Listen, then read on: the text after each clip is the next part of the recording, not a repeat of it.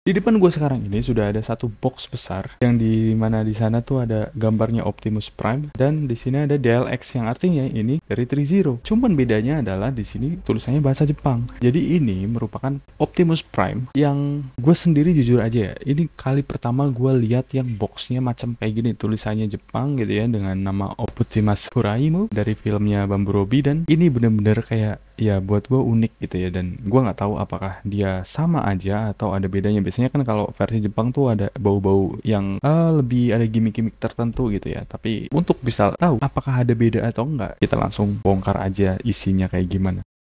Jadi karena ini dari Trizero punya, jadi seperti biasa boxnya biasanya ada jendela intip-intip. Nah, kayak gini. Dan jujur aja gue kayak baru menyadari satu hal bahwa mungkin jendela ini ada fungsinya gitu. Jadi bukan cuma buat ngintip-ngintip doang, tapi dia tuh bisa nge-display kayak gini tanpa harus dikeluarin dari boxnya. Kalau misalnya tuh tempat lu berdebu banget, ya udah biarin aja dia nangkring di situ tanpa harus dikeluarin dari boxnya. Dan ya nggak ngerti sih gue konsepnya kemana, tapi selalu begini Trizero ada jendela intip yang bisa kita lihat isinya kayak gimana. Cuman karena memang dia tuh selalu, yang bikin gue heran lagi juga adalah dia selalu dibungkus pakai plastik kiloan di situ, jadi kayak ya detailnya juga nggak tampak gitu ya, jadi harus dibongkar dan dikeluarin gitu memang. Jadi langsung aja kita keluarin. Di sini kita dapat beberapa pair tangan, ada 1, 2, 3, ada 7 dong, kok nggak genep ya. Ya di sini ada 7 tangan, jadi ada yang ngacung kayak gini. Mungkin ini kayak di luar prediksi BMKG ya, dia tuh nggak punya teman, satu doang yang ngacung. Dan ini ada yang gitu ya, ada yang ngepel, terus kemudian ini ada tangan yang santai, dan satu lagi ini tangan yang buat megang senjata. Dan ini karena gua belinya second, jadi mungkin udah diganti-ganti sama yang punya, dan ini yang dipasang gua nggak tahu tangan yang mana. Selanjutnya ada Cannon Iron Blaster atau apapun itu senjatanya, dan ini tuh nggak ada artikulasinya, jadi dia tuh, oh no, dia ada pelurunya ternyata. Jadi ini bisa dicopot, tapi memang ininya nggak bisa diganti-ganti ya, dia statis kayak gini. Dan ini gimmick kayak gini ya, oke lah. Sampai lupa, ini ada satu hal yang paling penting di sini adalah manual book. Meskipun ini nggak bisa transfer apapun itu, tetap ada manual booknya untuk panduan-panduan komponen-komponennya. Dan satu hal yang paling penting di sini adalah di sini tertulis. Nah tuh, mau apa lu sekarang? Jadi ini bukan mainan bos, ya. Ini bukan mainan. Jadi ketika ada yang bilang kayak gua kemarin tuh belum lama dibilang gini, udah gede kok masih beli mainan. Ini bukan mainan. Ya, langsung kita keluarin aja nih. Bapak tua ini satu dari plastik kiloan yang udah buluk banget kayak gini nih. Aduh, sangat disayangkan gitu, kenapa harus dibungkus plastik kayak gini sih, heran gue. Aduh, bener rontok lagi. Dan selain itu kita juga seperti biasa dapat satu stand base yang ala Trizero lah ya, dengan build yang kokoh banget, dan di situ ada tulisan Trizero-nya. Oh bukan, tulisan Bumblebee dengan warna biru dengan logo Trizero di situ. Dan gua nggak mau buka juga karena gua nggak mau pakai kayaknya, karena dia makan tempat kalau pakai. Jadi kita singkirin aja dulu mika kondangan ini.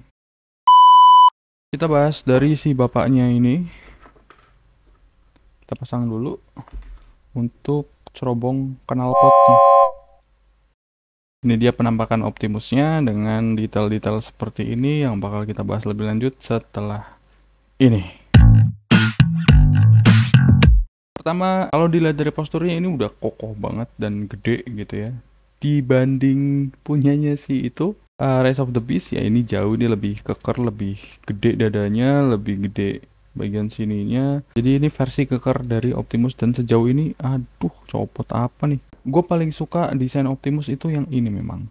Jadi yang di 2007, 2012, 2014 kayak gue kurang suka sih sebenarnya, dan itu kayak cukup terlalu berlebihan. Dan ini tuh paling mirip sama G1-nya, meskipun memang ini cukup lebay ketika dimiripin sama G1 karena memang detailnya jauh lebih banyak. Kalau G1 kan masih yang kotak-kotak doang kayak gitu ya. Dan seperti inilah penampakannya. Catnya tuh seperti kayak catnya tuh kayak kotor, nggak bersih. Jadi dia tuh bukan yang kayak punya Bumblebee kemarin di brush digoser-goser doang, enggak. Ini kayak memang pas di spraynya tuh kayak dikasih noda gitu loh. Dan di sini juga ada beberapa dry brush yang bisa kita temukan di beberapa pinggiran kayak gini, di pojok-pojokannya. Jadi ini untuk menciptakan kesan kalau dia tuh lecet-lecet gitu ya, catnya nggak baru gitu. Dan ini untuk belakangnya, tampak belakangnya ketika dia berdiri normal, standar, tanpa pose-pose yang aneh, dan ada sesuatu yang sangat menakjubkan di balik plat besar ini.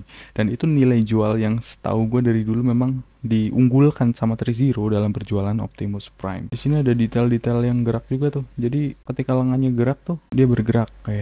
Ini konon kabarnya dulu gue pernah denger-dengar gitu ya, bahwa kepalanya tuh agak kekecilan dibanding dari postur badannya gitu. Gue sih ngerasanya biasa aja sih, normal sih kalau kata gue mah. Nggak yang kekecilan gimana aneh gitu, enggak. Nah, ini di bagian ini tuh ada buluk banget, kotor banget gitu ya. Dan ini bukan kena debu atau gimana, karena memang ini tuh catnya dari sononya memang kotor. Dan untuk kacanya di sini hitam, jadi nggak bisa lihat dalemannya. Ini mungkin akal-akalan Trizero aja nih, biar nggak repot ngurusin detail di dalamnya. Apakah ada detailnya? Kita coba copot. Oh beneran. Jadi di dalamnya tuh memang nggak ada apa-apa, kopongan kayak gini. Jadi diakalin pakai kaca hitam kayak gitu, biar nggak kelihatan apa-apa gitu ya. Jadi kalau ini kacanya bening tuh kelihatan, wah busuk banget dalamnya kayak gitu, kopong, nggak ada perintilan apa kek gitu ya. Soalnya di situ tuh ada apa sih namanya tuh? Ya itulah yang bikin dia hidup gitu. Jadi untuk beratnya sendiri ini berat banget karena banyak besinya juga, dan beberapa partnya memang ini di dengkulnya juga dia besi, jadi beberapa joinnya tuh dia dibuat dari besi juga. Jadi kalau dibilang apakah dia tahan lama dan kokoh gitu, ya harusnya sih iya karena dia tuh pakai besi. Di sini untuk di tangannya, detail-detail perintilan tangannya tuh kelihatan banget. Di situ ada rantai, ada blok mesin apa segala macem ya kan. Trizero memang kalau menurut gue sih soal detail kayaknya tidak perlu dipertanyakan, karena memang mereka tuh jualannya ya di situ ya, di ranah itu gitu ya. Nah,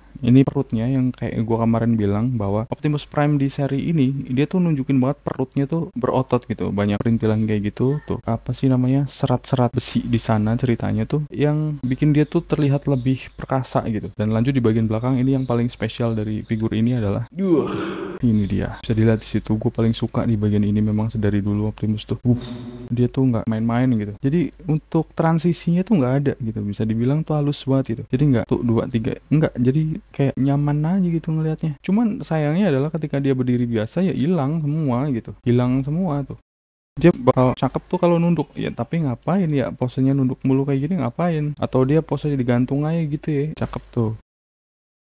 Wah mantep banget sih ini. Engselnya nggak kretek-kretek kayak yang bisa dirubah bentuknya, tapi dia tuh lembut, tapi nggak loose gitu loh, kenceng tuh. Jadi nggak bisa di koplak-koplak gitu, nggak. Dia aman. Kita masuk ke pembahasan artikulasi. Jadi apa aja yang bisa digerakin dari si Bapak Optimus ini? Oh iya, selain itu kita juga di sini dapat lampu yang bisa nyala di mata, cuman gua nggak ada baterainya jadi nggak bisa ngetes. Dan apa aja yang bisa bergerak dari Bapak Optimus ini? Pertama dari kepala, dia pakai ball joint dan lehernya ikut gerak juga, jadi dia leluasa sekali. Tapi untuk nongak yang dramatis nggak begitu, jadi dia cuma mentok di situ doang. Tapi udah cukup lah ya untuk melihat pasukan Autobot datang dari luar angkasa gitu ya. Untuk nunduknya dia, ya percuma juga sih, kalingan dadanya tuh gede banget, jadi dia nunduk juga nggak lihat apa-apa. Tapi dalam banget ya. Untuk miring-miring, ya nggak ada masalah. Untuk di bagian sini, knalpotnya tuh bisa gerak dikit. Terus kemudian di pad shouldernya itu bisa gerak dikit doang juga, kayak gini doang. Untuk tangannya bisa naik ke atas dan seketek-keteknya naik dia. Jadi nggak cuma bagian sini doang, tapi seketeknya ikut naik. Kemudian ini copot mulu. Jadi joinnya cuma kayak gini. Gak mau copot. Kita copot aja dulu daripada nanti jatuh mulu malah patah ya. Untuk pundaknya bisa waduh, jauh banget anjay. Tapi bolong nih, kejauhan dia. Jadi jauh banget ke depannya. Terus kemudian untuk muternya, berat banget, dia muter 360 lah ya. Ya normalnya memang 360 itu bukan sesuatu yang perlu dipertanyakan sih. Kemudian untuk putar-putar di lengannya ada di bagian sini. Oke, untuk sikunya sedalam ini. Tapi kalau dia nekuk tuh jelek banget ya, di belakang tuh kosong gitu, nggak ada tutupnya gitu. Harusnya ada tutupnya lebih ganteng, tapi ini tuh kalau nekuk ya, aduh rusak nih bagian sini. Untuk tangannya ini gampang copot, dia pakai ball joint juga, dan ini terbuat dari bahan karet. Jadi apa ya, kekurangan dari bahan karet ini kemungkinan besar adalah dia tuh gampang lus di jangka panjangnya gitu. Meskipun dia aman anti patah, tapi dia tuh kayaknya bakal mati kan, karet kan ada masa umurnya gitu. Jadi dia tuh bakal karetnya mati, udah lus atau bahkan patah. Kemudian untuk dadanya ini leluasa banget, muter ke sini miring. Dia muternya agak miring. Nah, dia miring-miring juga bisa kayak gini. Kemudian untuk ke belakang dia mentok di situ. Jadi nggak begitu jauh, tapi ya ini cukup untuk pose kayang. Kayak gini cukup ya. Untuk ke depannya nih baru ini udah the best. Sejauh inilah ya. Ini produsen terbaik dalam penggarapan Optimus Prime. Kemudian untuk pinggangnya dia juga masih ada harusnya. Untuk pinggangnya malah nggak ada gitu, nggak bisa muter. Oh bisa, tapi berat ini, seret, gue takut. Jadi udah. Dan untuk roknya depannya kayak gini, jadi dia bisa keluar. Nah kayak gitu tuh, keluarnya jauh. Terus kemudian di bagian samping tuh letaknya di sini bener. Ini udah paling bener gitu ya, di sini bisa naik kayak gitu. Jadi untuk nambahin range dia naik ke samping kayak gitu. Dan ini cukup tinggi ya, jadi dia bisa nyeplit gitu. Untuk pokoknya sendiri dia masing-masing jadi single pad gitu ya. Jadi setiap padnya tuh punya join masing-masing, dan ini cukup lebar banget ngebukanya sampai kayak gitu. Terus untuk ke belakangnya ini dibuka dulu. Nah ke belakangnya bisa sejauh mana? Sejauh itu, jadi jauh banget ya dia. Untuk ke depannya sendiri ya segini udah cukup lah. Jadi nggak harus yang kayak Bumblebee sampai naik tinggi banget, itu nggak perlu. Ini karena produk lawas kali ya, jadi udah banyak yang suka copot atau memang dari sononya dari awal kayak gitu, gue nggak tahu sih. Lanjut di bagian pahanya, kita nggak bisa muter-muter, cuma bisa oplak-aplek begini doang. Jadi dia nggak ada join yang bisa bikin pahanya tuh muter. Kemudian di dengkulnya dia kayak gini. Beda sama Yolopak, kalau Yolopak tuh pahanya ikut turun ketika digerakin kayak gini. Untuk figur yang reguler sama yang IIIES atau apa itu juga sama, dianya gerak kalau nggak salah ya. Gue nggak punya soalnya, itu yang mahal banget. Nah untuk dengkulnya begini, jadi ada double join di sana dan serapat ini. Jadi untuk pose leluasa banget harusnya. Dan jadi modelnya kayak gini. Kayak yang Optimus punya si itu kemarin, AMK. Jadi setelah dia nekuk, nah ini di bagian petisnya juga masih ada yang keluar gitu. Cuman ya ketika nekuk banget ini bolong gitu ya. Jadi tutupnya tuh nggak nutupin bagian dengkul sini, dia malah ikut ke atas ke bagian paha. Kemudian untuk ininya dia gerak, tapi ininya mati kayaknya. Di box tangkinya ini tuh malah ikut gerak bareng yang di kakinya. Untuk rodanya di sini dia nggak lancar muternya, seret tuh, nggak bisa diputer. Kemudian di bagian belakang ini nggak ada artikulasi apapun, nggak ada sesuatu yang menarik. Dan di sini, di bagian sini tuh hidroliknya warna gold, jadi menambah aksen dia tuh lebih seksi di situ. Di sini juga ada pergerakan kecil untuk menambah range-nya. Dan ini bagian ini tuh gimana ya, dia tuh nggak ada pegangan gitu, jadi dia tuh gerak mulu kemana-mana. Dan di bagian sendalnya juga di sini. Untuk bagian ini sendiri dia sejauh apa, berat loh, gue takut kenapa-napa dia. Yang bisa muter dia cuma segini doang. Kalau turunnya seberapa kita coba. Oke segitu dia cungkitnya, jadi buat pose lari gitu ya kayak gini. Pose terbangnya dia nggak bisa karena dia nggak bisa terbang apa ya, jadi dia nggak bisa turun gitu depannya. Nah depannya cuma segini doang, dikit banget, dan sudah. Untuk ke samping-sampingnya jadi senormalnya kaki robot pada umumnya lah ya. Dan sepertinya ini pada nyangkut kemana-mana, karena terlalu banyak join juga bermasalah, karena dia banyak yang nyangkut gitu ya, banyak yang gerak, salah pegang, patah, nyangkut, gimana gitu. Di sini gue sudah ada perbandingan dengan satu figur lainnya, yaitu dari Yolopak. Ukurannya hampir sama, malah gedean Yolopak punya ya. Dan untuk bobotnya jauh, si ini Trizero jauh lebih berat karena dia banyak metalnya, sementara ini full plastik. Dia cukup berat tapi nggak seberat si Trizero. Dan di sini yang gue sampaikan tadi bahwa di lengannya dia tuh ada pergerakan di sana, ada panel artikulasi, sementara yang Trizero malah nggak punya. Dan untuk aksesoris yang kita dapetin di sini, senjatanya ya, Trizero cuma ngasih satu doang. Sementara Yolopak dia malah dapat kampak tambahan kayak gini, dan ini gede banget ya. Tapi cukup kencang untuk dipegang sama si Optimus itu sendiri.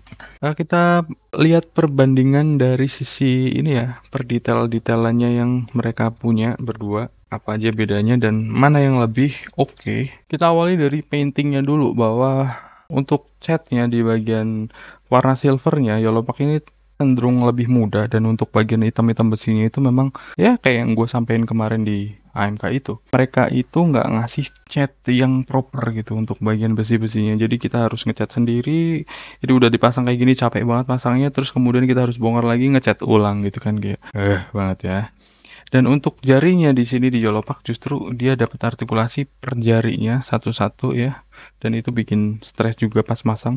Sementara di 3.0 yang lebih proper gitu ya, malah enggak. Mungkin tujuannya adalah biar dia lebih stabil karena ya jari yang artikulasi kayak gini memang rawan hilang, copot karena ini tuh nggak ada apa ya, kancingnya itu cuma capitan doang kayak gitu, jadi gampang banget hilang. Barusan juga copot dua. Untuk proporsinya kalau gue bisa bilang sih ini agak lebih gendutan yang Yellowpack punya ketimbang si 3.0. Dia tuh lebih berasa lebih padat gitu badannya, di bagian dadanya tuh dia lebih gede gitu, lebar gitu ya. Sementara Optimus tuh 3.0 tuh lebih normal lah. Ini gendut banget soalnya. Untuk bagian belakangnya kita bisa lihat ada perbedaan, nggak jauh beda, nggak begitu beda, bisa kelihatan ya di situ ya. Jadi konsepnya sama, detail-detailnya hampir sama, cuman memang beda di warna cat sama artikulasinya juga beda gitu. Kalau si Valtteri Zero itu bisa nunduk sejauh ini ada 3 lapisan, sementara kalau yang Yellowpack itu enggak. Jadi dia cuma kayak gitu, dan itu tuh rawan gitu. Dia bukan model tumpuk lapis gitu kayak 3.0, tapi dia tuh model yang komponen gitu, dan ini cukup seksi kalau menurut gue ya, cuman agak serem juga gitu. Jadi dia cuma mentok segitu doang, dia cukup nunduk. Jadi ini tuh ketika dia nunduk tuh ada peregangan di bagian sini. Berbeda sama yang punya 3.0 itu, dia nggak meregang, dia cuma ngebuka panel yang ada di dalam. Nah itu bedanya ya. Tapi memang karena dia ada 3 lapis, jadi jauh banget kayak gitu. Gue di sini bukan lagi mau comparing sebenarnya, cuman bukan mau unboxing doang ya, tapi karena ada temannya jadi gue compare aja. Untuk harganya sendiri ini cuma separuhnya, bahkan kurang dari separuhnya dari si punyanya 3.0 dengan ukuran yang lebih gede, aksesoris yang lebih banyak senjatanya. Cuman memang di sini dapat besi, di sini plastik semua, dan kita harus ngecat lagi ya. Kalau gue sih pilih dua-duanya, gue nggak sepihak gitu, gue nggak memihak gitu ya. Maksudnya gue cukup adil, gue milih dua-duanya. Kenapa enggak gitu kan? Ini dua-duanya gue rasa sejauh ini terbaik ya. Meskipun yang Yellowpack yang versi gede itu jauh lebih bagus, lebih baik. Cuman itu too much buat gue. Itu gede banget dan mahal banget.